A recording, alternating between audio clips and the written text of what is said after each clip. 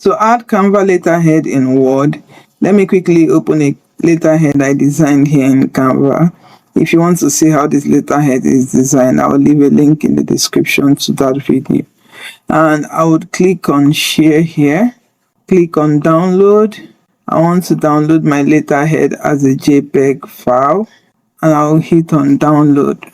After downloading my letterhead, let's go over to our Word document, and I'll open my Word document like so and double tap on this part of the Word document, the upper part. You can see the ruler here. I will double tap here to open up the header and the footer part, and I would go to insert and come over to pictures here and click on this device because that's where I have my image on. And let me fetch the letterhead we just downloaded now. This is the letterhead. You see I've inserted it into the Word document. Now I'm going to right click and I'm going to go to wrap text here, and come here. You will see options of how you want to wrap text. I'm going to wrap text behind text, and once I have this done, I will now start to pull.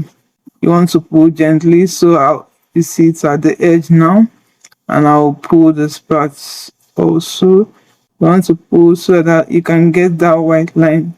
Yeah, perfect.